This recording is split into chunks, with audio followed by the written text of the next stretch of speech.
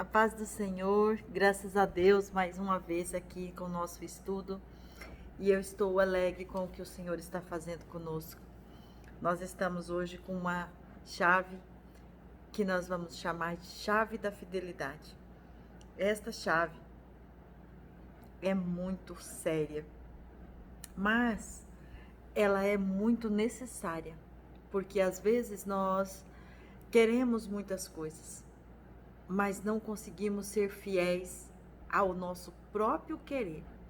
Então aqui já vou logo falando do sentido da palavra, que diz: ser fiel é uma atitude. Então veja bem, quando nós olhamos para a palavra que diz, que isso está no dicionário, que ser fiel é uma atitude, nós já começamos a entender a seriedade de ser quem nós queremos ser. Olha só, ser fiel é uma atitude de quem sabe que nasceu para andar com aquele que o chamou e o escolheu. Quem sabe que é separado e não teme, mas é fiel até o fim. Isso foi um conceito que eu consegui fazer, baseado no que diz o dicionário, no que diz a Bíblia sobre fidelidade. Então, assim, como o dicionário diz que ser fiel é uma atitude, então eu entendi que só tem uma atitude quem sabe quem é, por que veio, como nós já falamos nos outros dias na chave do conhecimento. Então, o que é muito importante aqui nesse tema de hoje da fidelidade, que nós precisamos aqui entender, que chave é essa? Então, o que acontece? A palavra em Provérbios 27, versículos 5 e 6 vai dizer assim: melhor é a reprimenda feita com franqueza do que o amor não revelado. Quem fere por amor demonstra lealdade, mas falsos são os beijos do inimigo.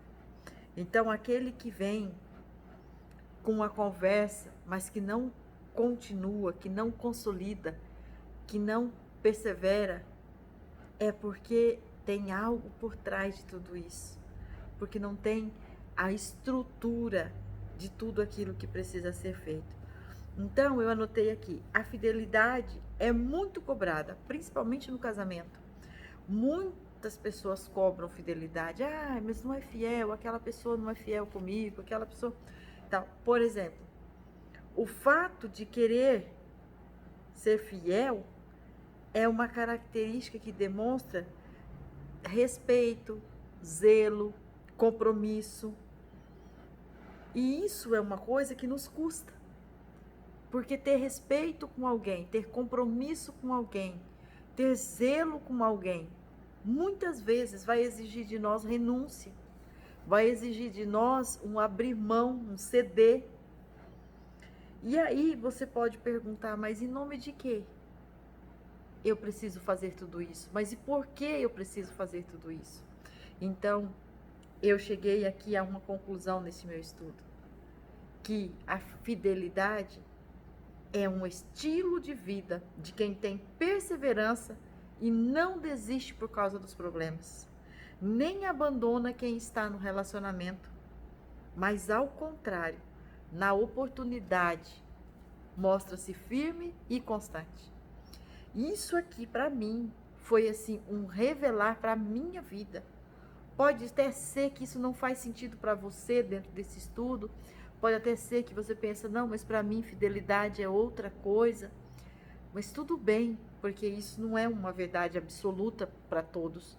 Mas para mim, quando eu cheguei neste conceito, conforme eu fui estudando, pegando as palavras, pegando o que diz um autor, outro autor, e eu cheguei aqui que ser fiel é um estilo de vida de quem tem perseverança e não desiste por causa de problemas, nem abandona quem está no relacionamento. E isso é em qualquer lugar, é qualquer relacionamento, seja na igreja, seja na família, seja no trabalho.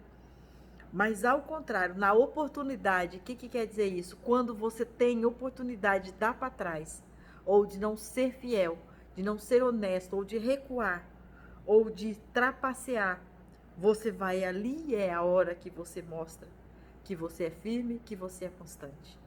Porque a fidelidade é algo muito ligado ao caráter, a alguém que honra com a palavra que disse, ou com o cargo que se ocupa.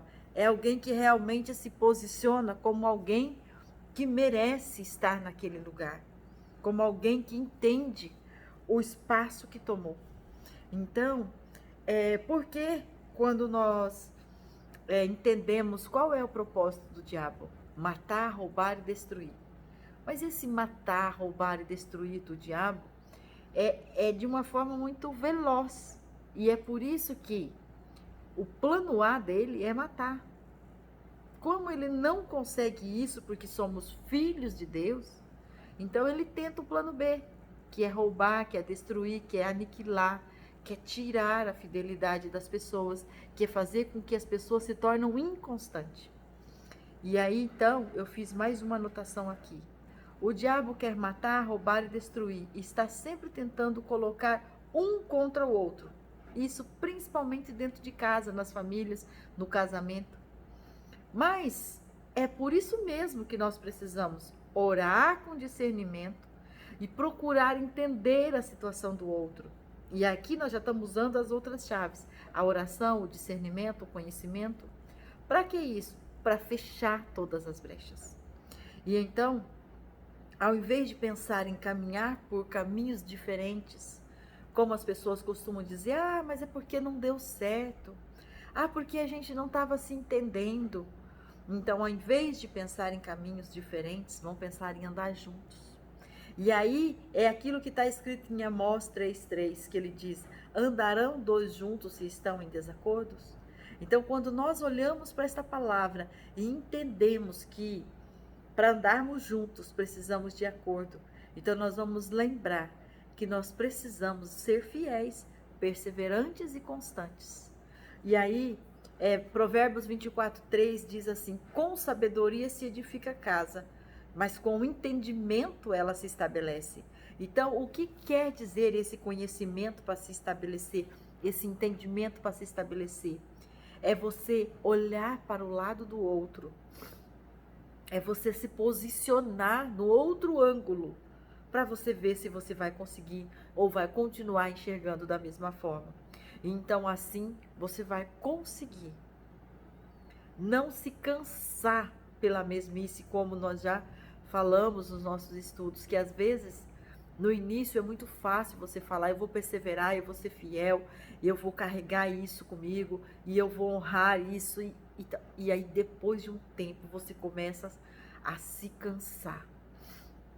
E você começa a pensar, mas por que tudo isso? Mas e por que eu preciso carregar tudo isso?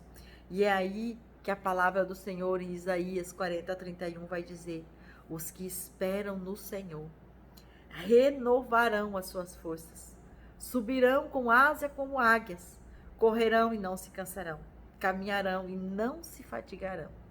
Então aqui, ser fiel é a primeira coisa, é confiar que não é pela sua força, é confiar que existe um Deus maior que está trabalhando a seu favor, e por isso mesmo ele posiciona as pessoas ao seu redor por amor a você e te ajuda a tomar uma atitude, a ter uma direção, a usar as palavras que precisa ser usada naqueles momentos em que você pensa, agora eu exauri todas as minhas forças. E quando você pensa isso, então de repente você já está armado de novo, você já está munido de novo.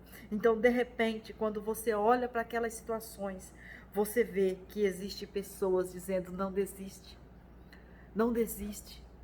E mais ainda, quando você pensa assim, hoje eu não aguento mais, alguém olha para você e diz, você é uma inspiração para mim, porque você aguenta firme, porque você não desiste, porque você... Aí você pensa, é hoje que eu não ia aguentar, mas agora eu preciso honrar o que essa pessoa está vendo em mim, agora eu preciso ir para cima para conseguir prosperar nessa área, porque se tem alguém olhando para mim e dizendo que a minha luz reflete na vida dela e na minha luz ela está sendo guiada, então eu preciso saber que essa luz que vem para mim é de Deus me fortalecendo, é de Deus trazendo para mim uma estrutura onde eu sim tenho condições de continuar sendo fiel, continuar perseverando, continuar fazendo, porque não é por mim, é por Ele. Porque quem me capacitou, quem me trouxe essa estrutura foi Ele. E é Ele mesmo quem vai continuar sustentando. Então, confiar nesse Deus tão poderoso. E aqui eu coloquei, né? Mas o Senhor dos Exércitos, que é Isaías 22, do 14 ao 23, vai dizer: mas o Senhor dos Exércitos revelou-se aos meus ouvidos, dizendo: certamente esta maldade não vos será espiada até que morrais, diz o Senhor dos Exércitos. Assim diz o Senhor: anda e vá ter com eles este tesouro. Aqui é uma história que eu comecei a ler antes de introduzir elas para vocês. Mas ali é quando Sebna estava fazendo algo, ele era um mordomo, e ele estava fazendo algo contrário ao que era para ele fazer. E ele não foi fiel. Aí veja bem, aí segue, e aí chega no momento que o Senhor fala para ele assim: e será naquele dia em que chamarei o meu servo Eliaquim, filho de Ilquias, e vesti-lo-ei da túnica, e cingi-lo-ei com o teu cinto, e entregarei nas suas mãos o teu domínio, e será como pai para os moradores de Jerusalém, para a casa de Jacó. E porei a chave da casa de Davi sobre o seu ombro, e abrirá, e ninguém fechará, e fechará, e ninguém abrirá. E fixá-lo-ei como um prego num lugar firme, e será como um trono de honra para a casa do seu pai Davi. Aqui, o Senhor chega numa situação por causa que Sebna não estava sendo fiel. E aí depois você lê Isaías 22. Lá, essa história é linda e é muito forte, porque o Senhor chega naquele lugar e toma o posto de Sebna e dá para outro, porque ele não foi fiel, porque ele não foi capaz de sustentar aquilo que estava na mão deles. Então, você lê para o texto não ficar muito grande, porque aí segue. Quando nós olhamos também para a história de Daniel, ali naquele momento em que ele poderia, veja, ele estava longe da família, ele estava longe da tua cidade, ele estava sendo ameaçado por tantas pessoas, mas ele escolheu negociar. Ele escolheu procurar quem podia ajudar. Não é, porque às vezes dá uma impressão que ser fiel é você aceitar tudo, é você baixar a cabeça, é você ser subordinado o tempo inteiro. E na verdade não é isso. Na verdade é você saber qual é o seu papel e executá-lo de forma perseverante, de forma constante. E Daniel, ele sabia disso. Ele sabia disso, ele sabia quem ele era, ele sabia de onde ele tinha saído. E ele sabia que ele precisava continuar sendo fiel a Deus. E em meio a todas as situações de caos que poderia se reverter contra ele, ele fazia a escolha de negociar, de conversar, de instruir aquelas pessoas. Então, quando você também pode ler aí Daniel 3, do 15 ao 25, e ali vai dizer todas essas coisas, que quando o rei, ele foi lá perguntar, por exemplo, naquele dia, quando ele mandou lançar os amigos de Daniel, Mesaque, Sedraque e Abidnego, e ele mandou lançar os três na fornalha 7 vezes mais aquecida, e chega lá, quando é no outro dia, ele vai ver, tinha 4. E como ele se espanta com a fidelidade desses 4 jovens, porque ele coloca Daniel e os 3 amigos em situações o tempo inteiro de risco.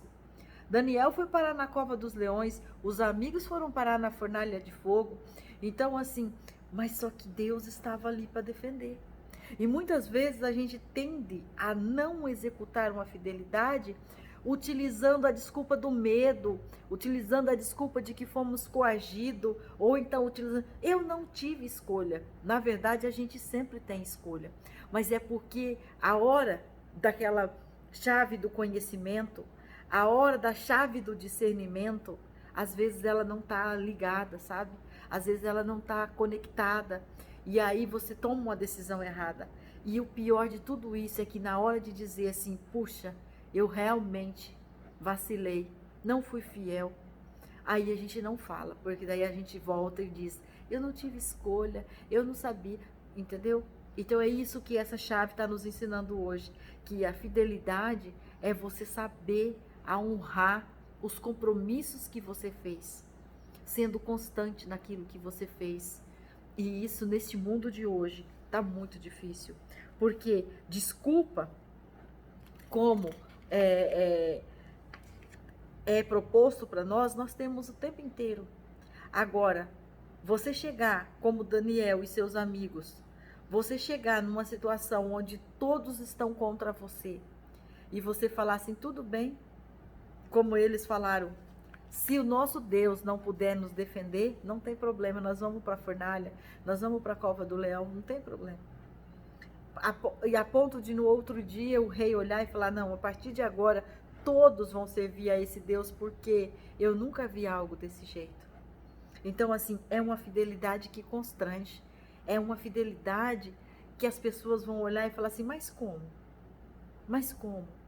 Isso, quando nós olhamos para dentro dos casamentos hoje, é de dar medo, como que as coisas estão assim, por qualquer situações banais, as pessoas dizem, ah, mas não deu certo, mas a gente não tinha mais como, e vai assim, quando você vai no mais profundo, não tem motivo. Desistiu por quê? Desistiu por quê? E aí é um que joga a culpa pro outro, e pro outro, e pro outro, e aí a coisa vai ficando cada vez mais difícil. Aqui tem mais uma palavra que eu separei, e aqui vai dizer assim, é Deuteronômio 7, 6 a 9. Porque, povo santo és o Senhor teu Deus, o Senhor teu Deus te escolheu para que lhes fosse o seu povo especial.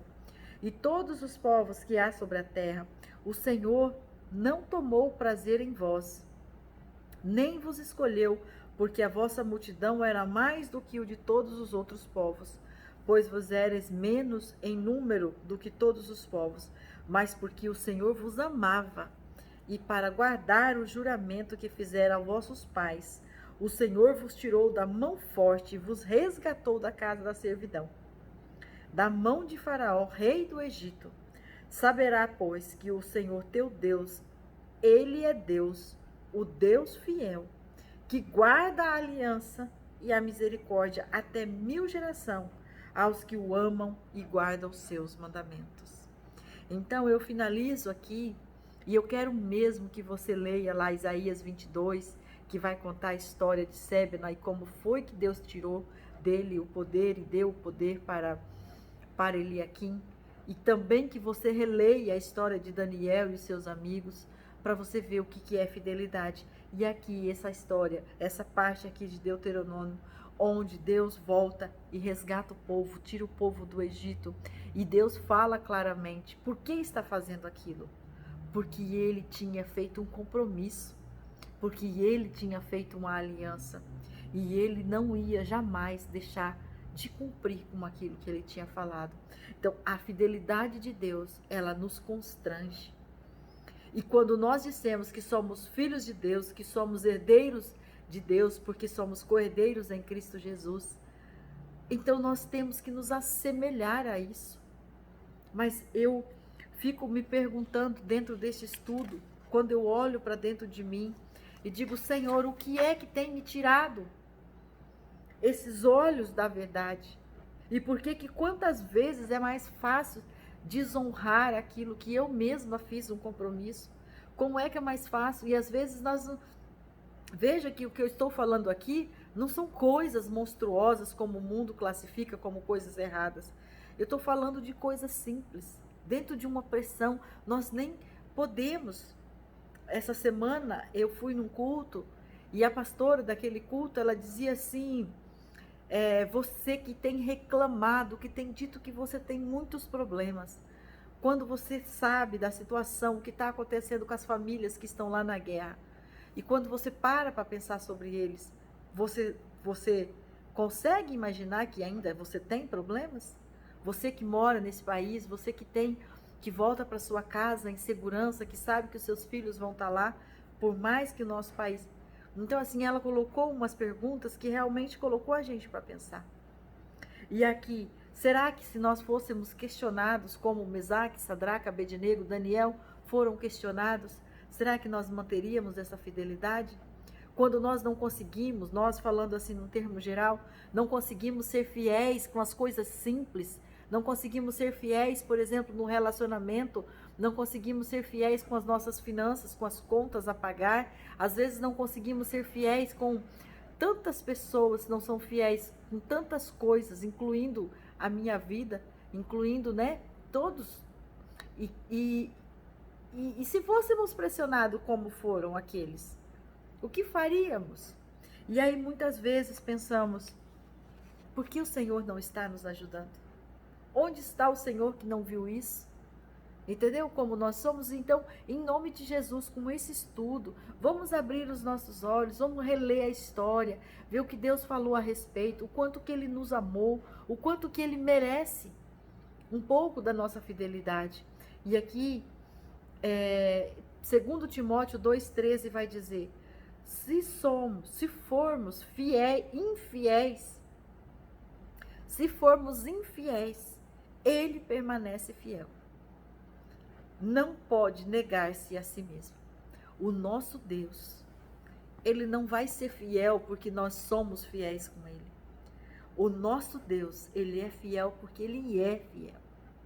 Ele não nega a si mesmo, Ele não nega a sua essência. O nosso Deus, Ele é fiel porque Ele é fiel.